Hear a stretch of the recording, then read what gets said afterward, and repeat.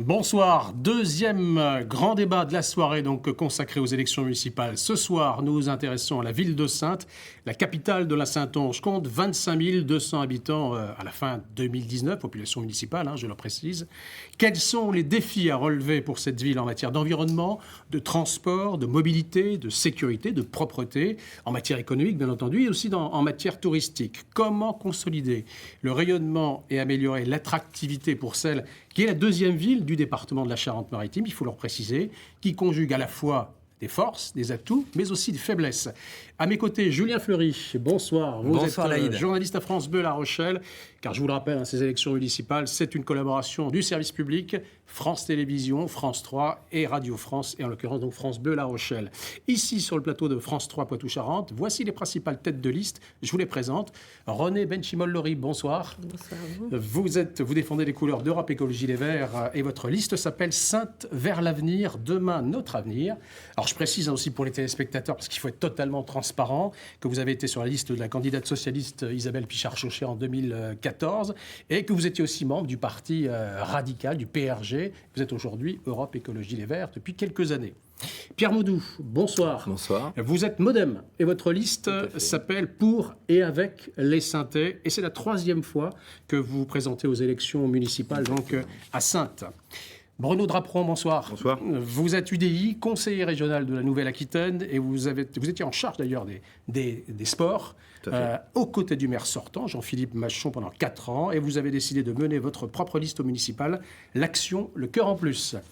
Rémi Catrou, bonsoir. Bonsoir. Vous êtes la tête de liste de la France Insoumise avec le soutien du MRC, des socialistes, de Génération S, des communistes, du NPH, je n'oublie personne. Je préciserai que ce n'est pas une liste de la France Insoumise, mais c'est une liste 100% à gauche qui regroupe l'ensemble des organisations politiques de gauche. J'ai déjà fait un listing, vous avez vu. Ouais. Vous avez été candidat aux législatives en 2017. Tout à fait. Tout à fait. Et votre liste s'appelle Saintes écologique et solidaire. Tout à fait. Pierre Dietz, bonsoir. Vous êtes membre du mouvement radical. Toujours non, ou pas du Toujours tout. plus. Non. Et anciennement donc parti radical au loisir. Vous avez été l'adjoint de l'ancien maire socialiste Jean Rouget entre 2008 et 2014. Et vous présentez cette année avec votre liste Saintes en confiance. C'est ça. Enfin, Jean-Philippe Machon, bonsoir. Bonsoir. Vous êtes le maire sortant sous l'étiquette d'hiver droite. Mais vous avez le soutien de La République En Marche pour cette année, pour cette élection. Vous vous présentez pour un second mandat et votre liste s'appelle Saintes 2026, belle, durable, vivante. En 2014, si je me précise et si ma mémoire est bonne, votre slogan c'était « Un nouveau souffle ». Pour Saintes. C'est Saintes. Le tirage au sort ayant donc désigné pour la première question, elle est pour vous, Julien Fleury. Et donc c'est une question qui s'adresse à Bruno Draperon. Dans votre liste, Bruno Draperon, on retrouve beaucoup de gens qui, comme vous, avaient été avec Jean-Philippe Machon aux affaires à Saintes. Et puis vous en êtes parti. Alors est-ce que c'est l'esprit de revanche qui anime cette liste ? En aucun cas, ce serait même pas sérieux de le dire. En effet, en 2014, j'étais candidat avec Jean-Philippe Machon, que je ne connaissais pas bien. J'avais laissé la place parce qu'on m'avait expliqué que Jean-Philippe Machon avait du réseau et que ça avait été important pour la ville de Saintes. Ensuite, vous l'avez dit, j'ai démissionné. Je n'étais pas le seul. Pas mal d'élus ont démissionné et aussi des membres de l'administration sont partis. C'était souvent pour des désaccords notamment d'investissement et de frais de communication que je trouvais beaucoup trop importants. Aujourd'hui, notre ville a besoin qu'on change de cap, qu'on change de direction. Et c'est la raison pour laquelle j'ai décidé de repartir avec une nouvelle équipe. Mais vous avez attendu 4 ans pour partir. C'est peut-être un peu court. Certains vous accusent également de trahison, de manque de loyauté. Jean-Philippe Machon n'est pas quelqu'un de détestable. Bien au contraire. Et avec qui j'ai aimé discuter. J'ai espéré pouvoir faire en sorte qu'il puisse changer un petit peu, qu'il puisse nous écouter et aller plus dans la direction de l'équipe. Ça n'a pas été le cas. Et à un moment donné, il faut prendre ses responsabilités. C'est pour ça que j'ai fait le choix de partir. On continue le tour de table. René Benchimol-Lori, bonsoir. Donc, vous êtes parti sous les couleurs cette année d'Europe Écologie Les Verts. La question que j'aurais pu vous poser à Rémi Catrou, pourquoi finalement vous n'avez pas fait qu'une seule liste de gauche finalement cette année-là? Alors, on a essayé de faire une seule liste de gauche, mais il semble que... C'est parce qu'on, comme on dit, l'union fait la force. Oui, c'est vrai, mais il y a aussi la nécessité démocratique de représenter différentes valeurs et différentes priorités. Et il semble qu'on puisse être complémentaires et proposer des choix différents les uns et les autres. Rémi Catron, on a envie de vous demander. Alors, René Benchimol, l'Orib, a dit de vous peut-être que vous étiez peut-être un peu trop extrême. Voilà, est-ce que c'est ça qui a fait qu'on ne pouvait pas s'entendre entre toute la gauche, entre ceux qui étaient très à gauche et puis ceux qui étaient plus près du centre? Si nous sommes extrêmes, c'est un scoop. Mais il faudrait argumenter pour le prouver. Nous, la démarche qu'on a entreprise, c'est une démarche qui dure depuis 4 années à Saintes, qui a été initiée par le Club citoyen, auquel tous les citoyens ont été appelés à participer. Et on est parti sur les bases d'un consensus sur un programme et sur une liste qui a réussi à fédérer l'ensemble des organisations politiques de gauche. Vous l'avez dit, ça va du NPA au Parti socialiste en prenant toutes les nuances de la gauche. Le fait est que dans la dernière période, les Verts qui avaient peu participé aux discussions ont voulu négocier plutôt les places que la philosophie de l'intérêt général qu'on avait mis en place. Donc c'était particulièrement compliqué à avancer. Pierre Baudou, je l'ai dit en préambule, c'est votre 3e tentative au municipal. Qu'est-ce qui vous anime? C'est la Pour repartir à chaque fois, c'est la effectivement. persévérance et c'est le bilan, c'est le constat de plusieurs mandats d'inertie sur Saintes et sur son territoire. À chaque fois, j'ai le même discours. Je dis qu'il faut prendre en charge l'économie, que les situations politiciennes, les recompositions de listes n'amènent pas à un résultat très conséquent, parce qu'il y a de la recomposition, là, bien entendu. En tous les cas, il y a eu 2017 qui a recomposé un certain nombre d'échiquiers politiques, même à l'échelle locale d'ailleurs. À l'échelle locale, c'est certain, mais nous, on n'est pas dans cette problématique-là. Nous sommes, avec mes colistiers, dans une dynamique de projet. On n'est pas du tout dans une optique politique ou politicienne. Et donc, c'est ma position de centriste qui m'a permis justement de réunir des gens de gauche, de droite et du centre. Voilà. Pierre Dietz, je le disais en préambule là également, vous étiez aux affaires entre 2008 et 2014 avec l'ancien maire. Finalement, c'est vous qui aujourd'hui prenez la lumière. Oui, j'ai pris la lumière et j'ai voulu construire une équipe qui soit hors parti politique pour éviter de vivre tout ce que je viens d'entendre. Toutes les personnes qui sont sur ma liste, je les ai choisies. Et j'ai commencé l'aventure en mars 2018, symboliquement, 2 ans avant les élections. J'ai donc choisi toutes les personnes qui composent ma liste. Aucun parti politique ne m'impose quoi que ce soit, ni aucune personne, ni aucune idée. Dit autrement, mais Julien Fleury. Oui, voilà, vous l'avez dit, vous avez composé la liste, ça se passe autour de vous. Est-ce que vous êtes l'homme providentiel dont Saintes a besoin? Est-ce que vous avez ce niveau de melon? J'aurais tendance à le croire, bien évidemment, mais je vais manquer d'objectivité sur ma propre personne. Ce qui est sûr, c'est que quand on crée une équipe, on retrouve les valeurs sportives que sont les miennes, et puis on peut diriger son équipe. Je dis souvent équipe, équipa et équipage. Dans un équipage, on rame ensemble, et quand l'équipe rame ensemble, elle avance plus facilement. Est-ce qu'on peut en tous les cas, dans les critiques que vous pouvez entendre ici et là, est-ce qu'on peut imaginer, puisse dire de vous êtes un homme du passé, puisque vous avez fait partie d'une équipe du passé. En quoi êtes-vous un homme d'avenir? Tout simplement parce que j'incarne une façon différente de vivre la politique sur notre territoire. Je n'ai pas envie, je vous l'ai dit, de faire partie d'un parti politique. Je l'ai vécu à l'intérieur, j'ai vu les pressions qui pouvaient exister entre les Verts, les communistes, le Parti socialiste. Il était hors de question pour moi de revivre une telle situation. Jean-Philippe Machon, 2014, vous rentriez dans cette arène politique que vous ne connaissiez pas forcément tous les codes, même si... on va dire, votre papa déjà avait connu la vie politique anciennement. Aujourd'hui, qu'est-ce qui vous pousse à refaire un 2e mandat? Le slogan de votre premier, c'était insuffler un nouveau souffle pour Saintes. Est-ce que vous aurez cette force suffisante pour justement insuffler ce nouveau souffle à Saintes entre 2020 et 2026? Pas seulement la force, la détermination. J'ai été élu en 2014 pour relever le défi de réveiller la belle endormie, de donner un nouveau souffle à Saintes.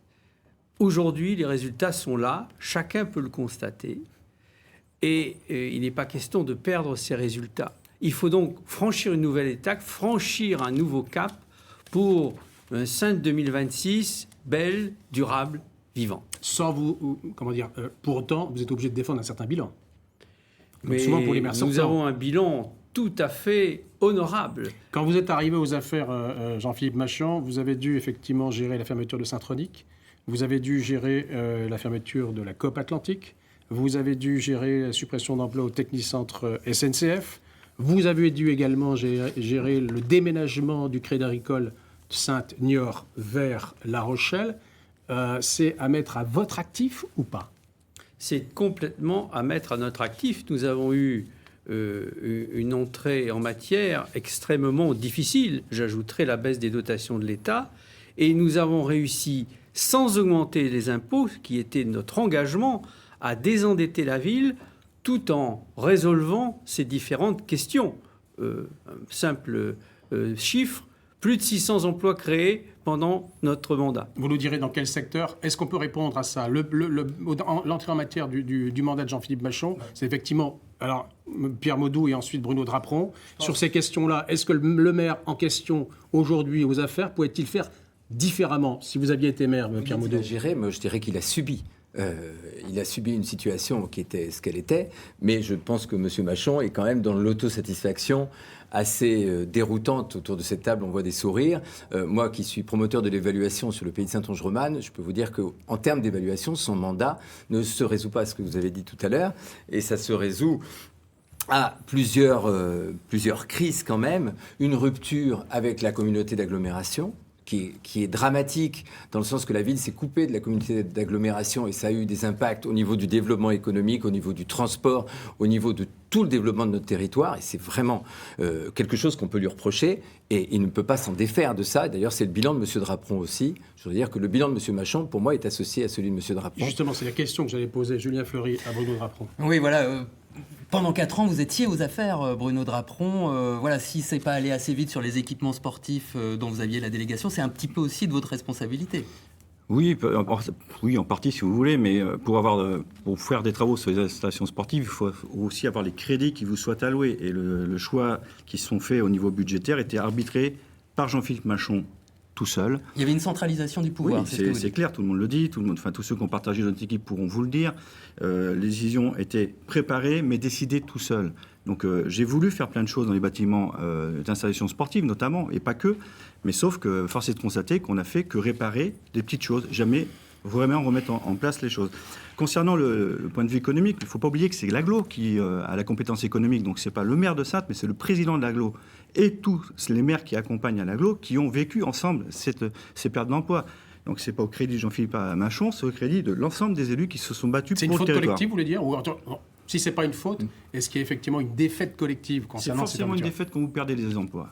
Maintenant, ce qu'il faut, c'est transformer cette défaite en réussite. Donc il faut avoir une autre méthode, aller de l'avant et faire autrement. Alors René Benchimol-Leric, vous êtes un peu en retard sur justement ce constat de départ. Vous auriez fait autrement, ou pu faire autrement, ou empêcher ces suppressions d'emplois si vous aviez été aux affaires? Ce qui est certain, c'est que les suppressions d'emplois qui sont décidées par des entreprises privées, on a une marge de manœuvre en tant qu'élu sur ces décisions assez faible. Par contre, sur les créations d'emplois, sur la revitalisation du territoire, il y aurait eu moyen de faire beaucoup mieux. Le départ du Crédit Agricole a été une catastrophe pour le territoire parce que toutes les familles qui ont été délocalisées à La Rochelle, bon, La Rochelle est une très belle ville, c'est sûr, mais toutes les familles qui habitaient sur Saintes et qui ne pouvaient pas soit faire le déplacement, soit être obligées de déménager, sont des familles qui sont parties de la ville. Et donc, on a perdu en 10 ans 1000 habitants sur Saintes, ce qui est énorme. Ça représente environ 4,5% de la population. Et quand la population s'en va, évidemment, l'activité économique, mais l'activité sociale, l'activité culturelle baisse. Pierre Dietz, par rapport au temps de parole, justement, est-ce que ce n'est pas un peu l'héritage Rouget, le Crédit Agricole, le transfert, Saint-Tronic, COP Atlantique, quelque part? Facile et un peu rapide, votre analyse. Hein. Sur une période historique, effectivement, c'était des dossiers qui ont dû être gérés par également par la précédente municipalité, non, je crois. Ce sont des enjeux qui sont économiques et qui parfois dépassent l'élu local. Les discussions et les débats ont eu lieu avec le Crédit Agricole. Une proposition leur avait été faite par rapport à l'installation sur un terrain qui se situe dans la zone des Charriers, mais leur décision était prise depuis bien longtemps et le fait de construire ce bâtiment que l'on connaît maintenant à La Rochelle était pris largement en avant. Quant à Saint-Tronic, ça a été non pas une surprise, mais ça a été l'histoire d'un fruit de transactions, d'investissements européens qui n'ont pas abouti sur cette entreprise. Rémi Catrou, vous êtes également en retard sur cette dimension économique. Comment redonner justement de l'embellissement, de l'ampleur, de l'attractivité à cette ville qui, au départ, on parlait de cette première mandature, a dû essuyer un bon nombre de fermetures d'emplois et de suppressions d'emplois? Alors, il n'y a que sur le temps de parole que nous avons du retard. Sur l'implication dans notre intervention en tant qu'élu sur tous ces dossiers-là, on va être en avance. C'est sûr que s'il y avait une mairie de gauche à Saintes, Nous n'aurions pas laissé la ville se laisser dépouiller, se les faire saigner par les politiques libérales. Ça, c'est clair. Je pense que la place des élus, c'est d'être aux côtés des travailleurs qui se battent contre les licenciements, c'est d'être là où il faut pour défendre l'emploi, là où il est menacé. Et nous avons beaucoup à faire.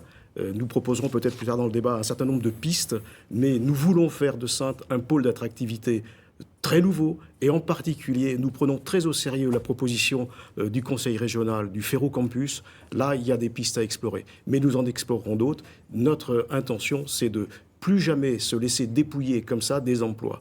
La ville perd des emplois, mais la ville perd aussi sa population, la ville perd sa jeunesse. C'est une situation, c'est un bilan catastrophique. Tout à l'heure, j'entendais parler d'actifs. En fait, c'est un passif à mettre au nom de tous ceux qui ont géré la ville, géré la CDA et géré le département. Éventuellement, on peut aller plus loin. Jean-Philippe Machon, vous parliez de 600 créations d'emplois. Vous avez annoncé il y a quelques semaines l'arrivée de l'entreprise Lys Packaging. C'est une start-up de Chanier qui fabrique des emballages biosourcés, en l'occurrence de la canne à sucre. J'ai annoncé que nous allions développer une filière qui est une filière bioplastique totalement innovante sur la base de l'entreprise Lys Packaging et avec un certain nombre d'associations. C'est quoi? C'est grâce à vous ou pas? Si elle a choisi Saintes, c'est parce qu'elle était effectivement dans l'hôtel d'entreprise à Saintes. Mais je rappellerai que le rôle d'un élu, c'est d'être facilitateur dans le domaine économique. C'est pas l'élu qui crée. C'est l'entreprise qui prend des initiatives pour créer des emplois. Mais il permet le terrain favorable. L'élu doit être là pour créer les conditions pour que l'emploi se développe. Et c'est ce que nous avons fait, aussi bien dans les dossiers comme à Marine Couture, comme le Ferrocampus qui va se développer à Saintes. Mais vous l'attribuez, je veux dire. Là, aujourd'hui, vous n'avez pas de complexe. Je termine comme la cité entrepreneuriale que nous avons mis dans les locaux du Crédit Agricole. Juge Jean-Philippe Machon, vous êtes un homme qui vient de l'entreprise. C'est comme ça qu'on en a beaucoup parlé en 2014. Et du coup, il y a eu une déception peut-être derrière de la part de certains qui attendaient peut-être plus de miracles de vous, plus d'arrivées d'entreprise. Les miracles, ça n'existe pas.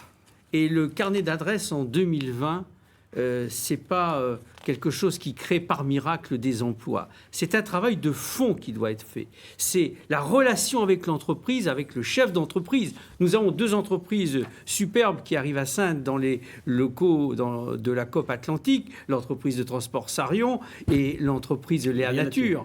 Donc, ce sont 25 emplois, oui, alors qu'on en a perdu 85. Ah oui, mais les petits ruisseaux font les grandes rivières.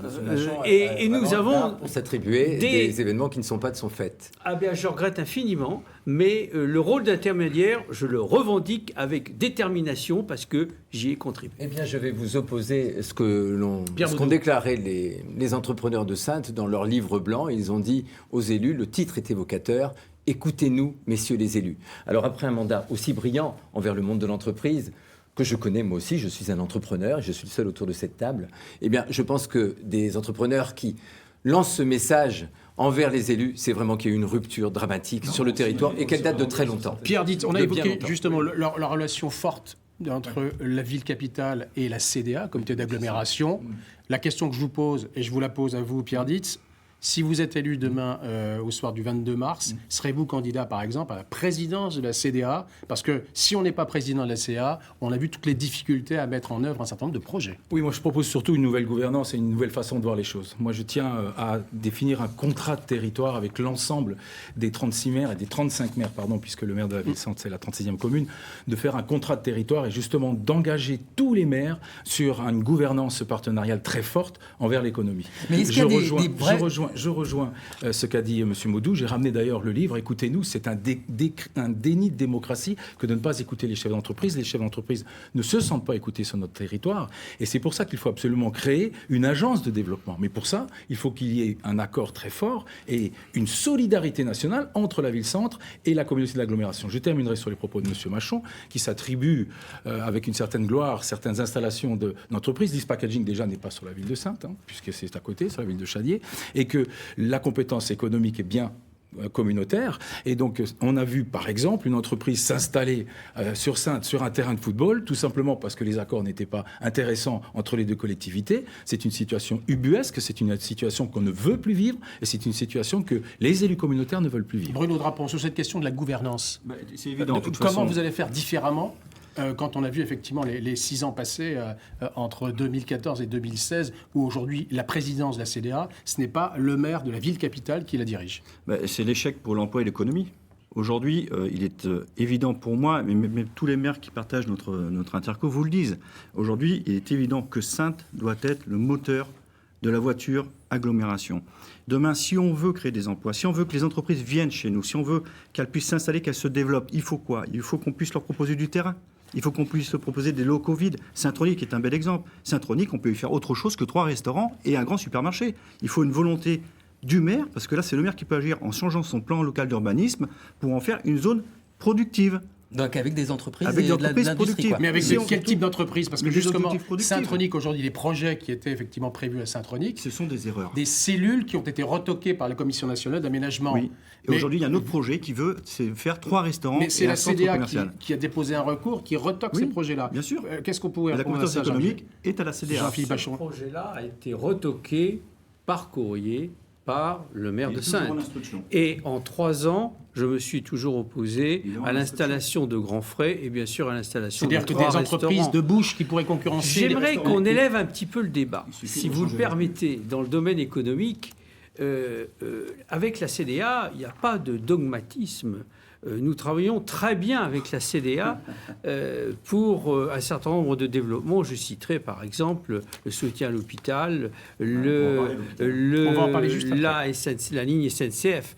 Par contre, je rappellerai une chose, c'est que pour faire du développement économique, il faut de l'investissement. Et c'est sur ce point que j'ai un désaccord avec la CDA.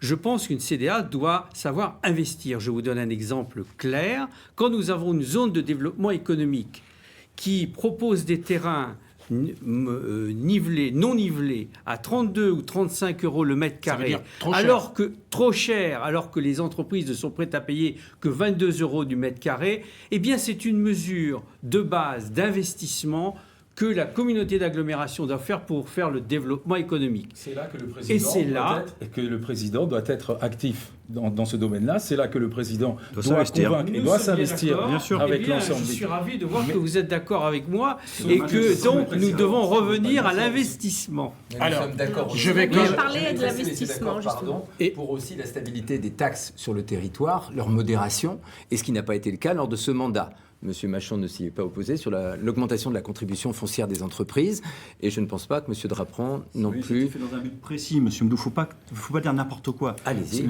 Cette Développez, augmentation, monsieur la taxe locale pour la publicité extérieure, une partie, mais ça aussi, c'est une deuxième taxe. Ces taxes, elles ont été fléchées par l'agglo pour le monde économique. Et le monde économique, ils vous disent quoi aujourd'hui? Mais qu'ils sont prêts à encaisser cette taxe, c'est à condition qu'on fasse du développement économique. C'est Bonne pour ça que nous, utilisation. on propose une agence de l'attractivité, parce que c'est ce qu'ils veulent aujourd'hui. Madame René Benchimol, Lorib et ensuite Rémi Catrou, sur ces questions économiques, que Alors, disent les Verts? Et juste peut-être une précision d'abord, vous prendrez la présidence de l'aglo si on vous la, si on vous Alors la propose? d'abord, en premier lieu, il faudrait que nous soyons élus, que notre équipe soit élue pour que je puisse éventuellement... Mais je pense que Mais comme c'est le les cas Verts, pour tout le monde. Voilà, voilà. Et puis, nous, on fonctionne en participatif, donc nous en déciderons À l'heure actuelle, collectivement. c'est pas fait. Vous n'avez pas de Et- religion et là-dessus? Je voulais faire je voulais préciser un point particulier. Je pense que démocratiquement, la communauté d'agglomération a un certain nombre d'élus qui viennent de chaque commune et que pour que le président ou la présidente qui sera à sa tête puisse agir, il faut qu'elle soit de façon solide et pérenne. Accepté et choisi par toutes les communes et que chacun y trouve un intérêt. Est-ce Que vous avez la le- commune oui. centre, évidemment, y trouve un intérêt, mais que toutes les autres communes aussi y trouvent un intérêt. Donc Rémi ça, c'est Catrou, dans... sur cette dans- question, vous avez la même méthode de gouvernance que chez Alors- les Verts sur ces questions-là ou pas? Alors, je voulais simplement souligner le grand moment de plaisir que j'ai eu de voir les 4 listes de droite se chamailler un petit peu, et je reviendrai là-dessus tout à l'heure, mais voilà, ça pose la problématique sur la ville de Saintes. Il y a une liste à gauche, 4 listes à droite, Et Vous peut-être... mettez la liste Vous mettez, de J'ai la mienne à droite aussi. Oui, vous laissez- j'attendrai que Mme Benchibol nous le dise, mais bon, par rapport à la C'est pour CDA... le préfet, certainement. Par rapport à la CDA... Oui. Là, on est dans la Il termine, caricature. il termine et vous répondez. je suis désolé. S'il vous plaît. Si. Donc, pour en revenir à la question sur la CDA, nous postulerons à la présidence de la CDA. C'est décidé. Pourquoi ? Tout simplement parce que, d'abord, des maires et des élus de la CDA nous le demandent. Nous disent, il faut qu'il y ait un pilotage actif, renforcé de la ville-centre. Ça, c'est une première chose. La deuxième chose, c'est que pour mettre en place les projets économiques que nous avons, et j'évoquerai par exemple la filière bio, pour alimenter les cantines à terme en 100% bio, il nous faut des terrains, il nous faut des producteurs, il nous faut installer des formations. Il y a tout un dispositif à mettre en place qui ne peut pas se faire à l'échelle de la ville tout simplement et qu'il faudra peut-être convaincre avec un certain nombre d'arguments à développer, les communes autour de Saintes, et puis voir que les idées proposées par une mairie de gauche de Saintes ne sont pas forcément incompatibles avec celles prônées par les autres équipes municipales dans la CDA. Pierre Ditz. Oui, je peux m'excuser. Comment s'appelle votre liste, Monsieur Carteau ? Écologique et solidaire. 100%. Ah oui, vous parlez de solidarité lorsque vous virez la tête de liste après 15 jours ou un mois de négociation. Lorsque vous disputez avec les Verts, vous parlez de solidarité. Je ne vois pas où est la solidarité. Vous retrouvez comme d'habitude dans les travers de la division, comme d'habitude dans les travers de la division, et ensuite, ce n'est pas parce que nous sommes sans étiquette, que nous sommes hors parti politique, que nous n'avons pas des convictions qui peuvent s'apparenter à celles de la gauche et celles de la droite. Mais ce qui est sûr, c'est que Sainte en confiance, il n'y aura pas d'extrême droite et surtout pas d'extrême gauche. Pierre Baudou. Je suis interpellé. Je Également peux a été répondre. catalogué par la préfecture divers centres avec certaines étiquettes qui étaient à gauche, je l'affirme, et d'autres qui étaient à droite et une majorité qui étaient des centristes. Donc je ne vous permets pas de dire que nous sommes une liste de droite Alors, et mes colistiers non plus. Je le dirai de toute façon, puisque c'est une analyse politique. C'est la vôtre. Hein. Bien Oui. sûr. On va- mais on va- moi, mon discours ne s'adresse pas. J'essaye pas de convaincre les autres candidats. Il ne faut pas Le dire dis- n'importe quoi, monsieur. Un petit mot à Monsieur René Rapon, s'il vous Benchimol-Lorraine. plaît. Quand je dis que nous avons affaire à 4 listes de droite, on a mentionné La République en marche. on va pas faire de- on ne peut pas en discuter. Oui, mais là, non, parce qu'il y a un certain nombre de dossiers, effectivement, qui sont importants, Alors qui moi, sont très je voudrais- Mais c'est complexes quand même sur un les argument. gauche et de droite. C'est un effectivement. argumentaire. Moi, je voulais René revenir Benchimol, sur oui. 2 points. D'abord, sur les investissements. Il est clair que M. Machon annonce haut et fort qu'il a désendetté la ville, qu'il est passé de 35 millions d'endettement à 27 millions, sauf qu'il a repoussé tous les investissements qui sont nécessaires, notamment pour le site Saint-Louis, pour Sainte-Eutrope, pour les arènes, et pour les équipements, et pour la voirie. Donc, dans le débat d'orientation budgétaire du mois de décembre, il a annoncé déjà qu'il faudrait prévoir 5 millions d'investissements en plus 7,5 millions pour le site Saint-Louis, ce qui fait grosso modo 13 millions. Donc, même si on n'est pas un grand spécialiste du calcul et des finances publiques, 35 moins 7, ça fait 27 effectivement, mais si on rajoute 13, ça fait plus 5. Donc ça veut dire que l'endettement de la ville, forcément, sera amélioré. Monsieur- Et je voudrais finir juste un point supplémentaire sur les emplois. Monsieur Machon annonce effectivement qu'il y a eu 600 emplois de créés, mais si j'ajoute tous les emplois qui ont disparu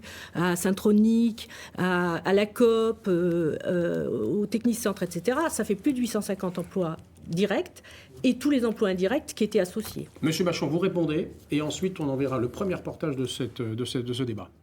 Et je répondrai en disant que je ne suis pas venu ici pour commenter la couleur de la liste de tel ou tel. C'est pas Je l'objet suis, je suis venu présenter un projet et que nous puissions débattre projet contre projet. Moi, mon projet a 3 priorités. Le premier, c'est de construire une ville qui soit embellie et qui soit rénovée. Et nous avons beaucoup d'investissements à mettre dans la rénovation.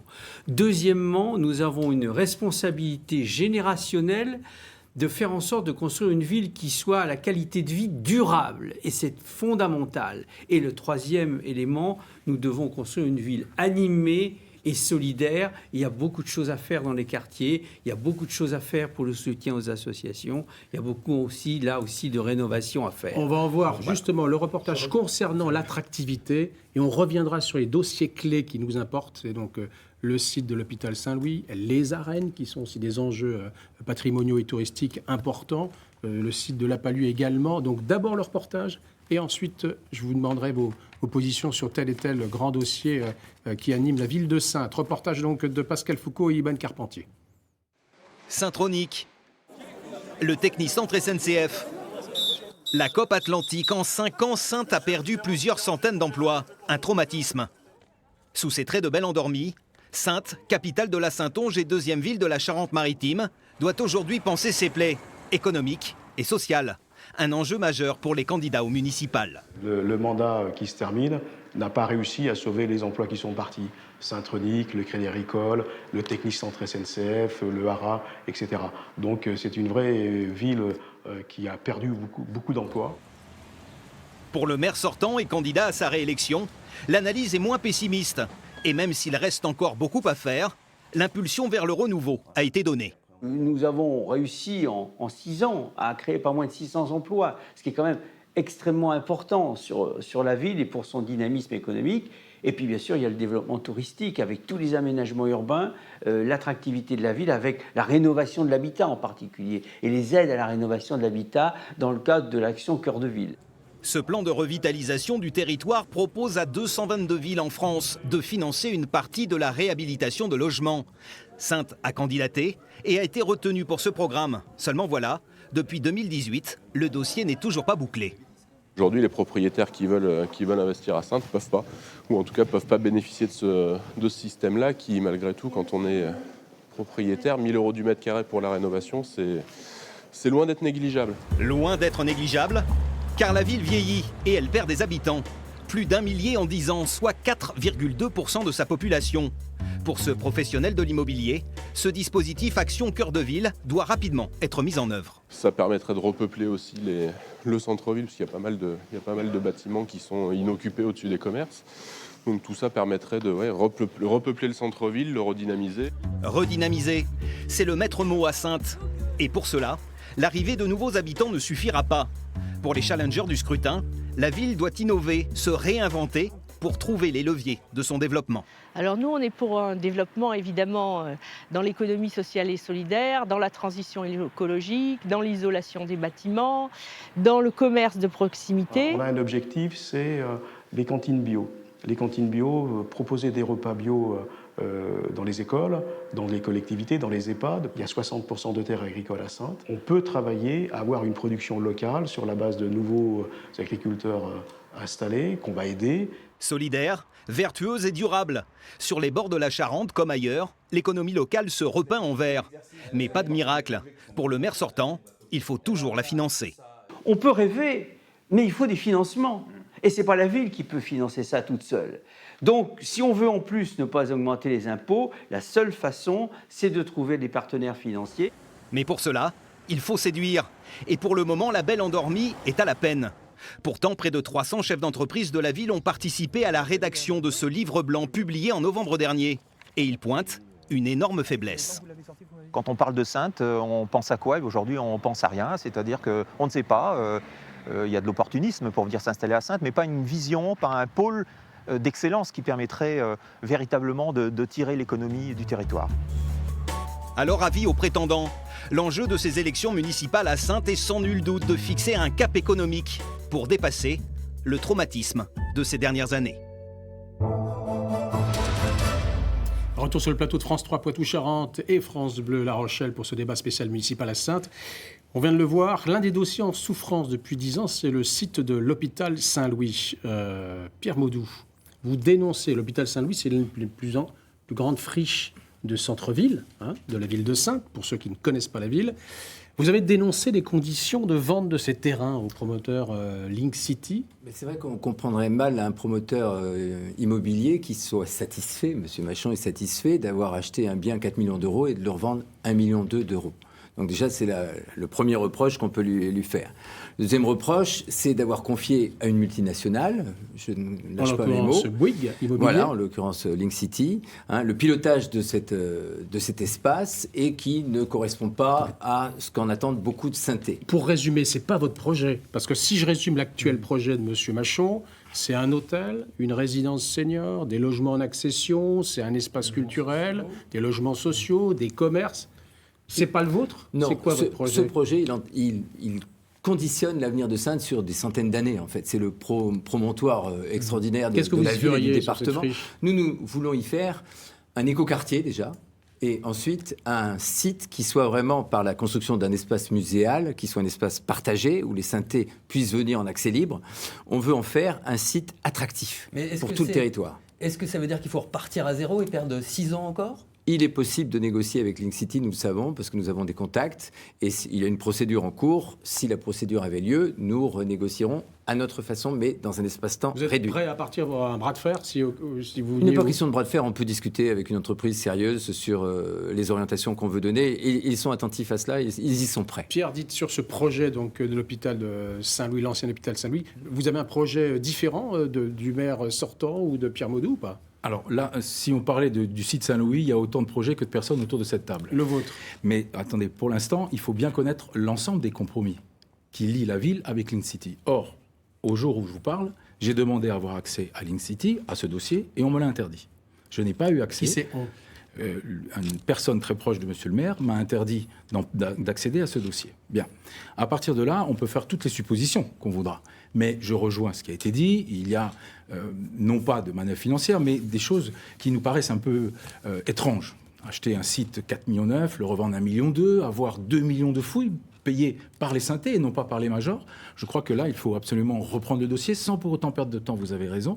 Hôtel ou pas hôtel, EHPAD ou pas EHPAD, restaurant, etc. Tout le monde pourra y aller avec son projet. Mais d'abord, il faut connaître les compromis avant de pouvoir travailler avec les majors. René Benchimol-Lori, vous avez un projet alternatif ou là aussi vous avez des choses à revoir sur la manière? Est-ce qu'avec vous, on repart de zéro? Alors, évidemment, il y a déjà énormément d'études qui ont été faites et toutes ces études-là ne sont pas à refaire. Mais à ma connaissance, le terrain et le site n'est pas encore vendu puisqu'il y a un recours qui a été déposé et qu'à ma connaissance, ce recours est suspensif. Donc, la négociation avec Link City peut éventuellement être étudiée, mais pas nécessairement.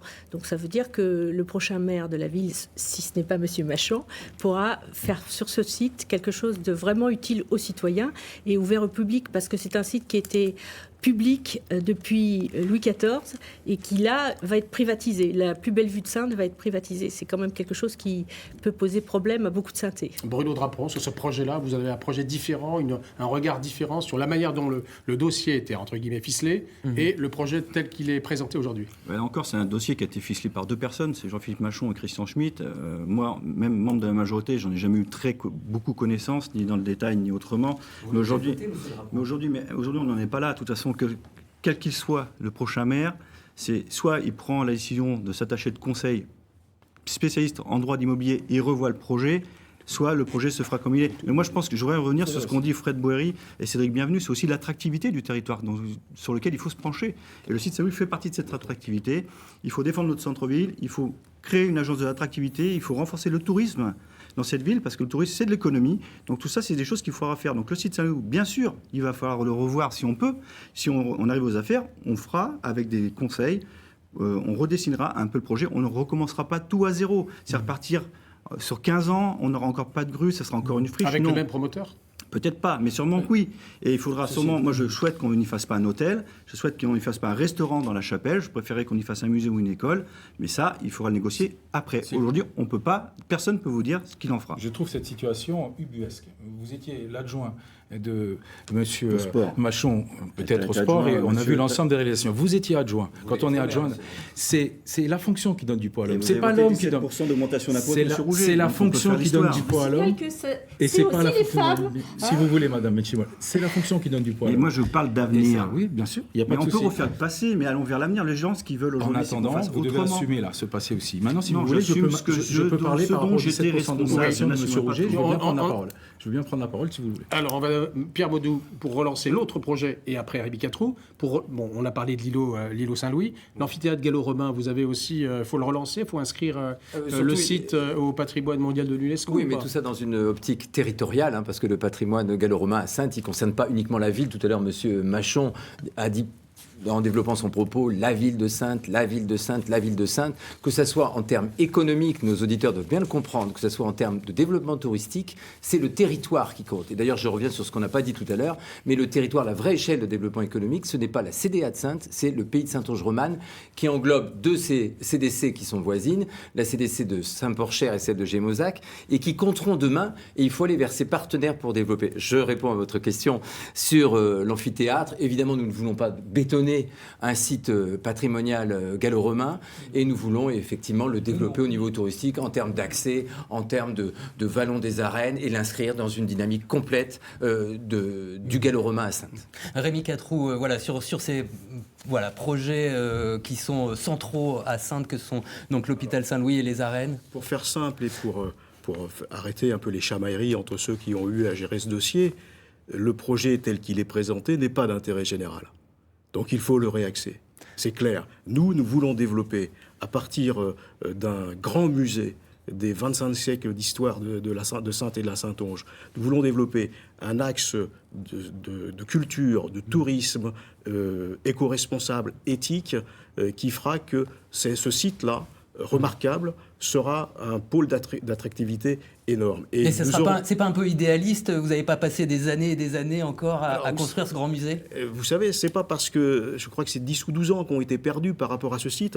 Il faut prendre le temps de réfléchir. Il y a quand même des idées qui avancent. Vous savez, on va avoir un adjoint à la culture très percutant là-dessus avec un certain nombre d'idées. Nous mettrons en place des commissions extra-municipales pour alimenter ce projet-là. Et il n'y a pas de doute qu'on arrivera à développer un grand pôle culturel et touristique autour d'un grand musée. Alors, Jean-Philippe Machon, en début d'émission, on a évoqué effectivement une situation fiscale qui n'était pas évidente, mais on donnera la parole à Pierre Ditz, justement, par rapport à l'héritage Rouget. Vous êtes arrivé dans une situation où, vous l'avez dit, entre 2014 et 2020, vous n'avez pas augmenté la fiscalité locale.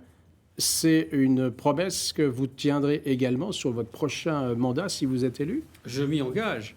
Je m'y engage, tout comme le nous fait de ne l'avons pas fait avoir sur augmenté ce les impôts, mandat-là. pour vous, c'est déjà une bonne chose? Mais c'est une excellente chose. Et que les Saintais le savent? Et bien entendu, les impôts étaient déjà suffisamment élevés sur notre ville, et le fait d'avoir des impôts à un niveau raisonnable fait partie de l'attractivité de la ville. Nous l'avons fait, nous le referons. Il faut simplement avoir la capacité d'aller chercher des financements avec des partenaires et travailler avec des partenaires. Nous travaillons avec le département, avec la région, avec l'État, la DRAC dans le cas de l'amphithéâtre, avec l'Europe. Nous allons chercher des financements pour financer aussi bien le projet du site Saint-Louis qui finalement a été revendu simplement sur une surface d'un tiers de ce qu'il avait été acheté. Et aussi pour financer le projet de restauration des arènes qui pourrait être contre le fait de restaurer nos arènes qui ne l'ont pas été depuis 1930. Pierre Ditz, sur cette étiquette de Monsieur 17% qu'on essaye de vous coller, 17% d'augmentation d'impôt. Beaucoup, hein. Bon, c'est bien. Non, mais déjà, j'aimerais juste quand même rebondir sur ce que vient de dire Monsieur Machon. Oui, je me dépêche.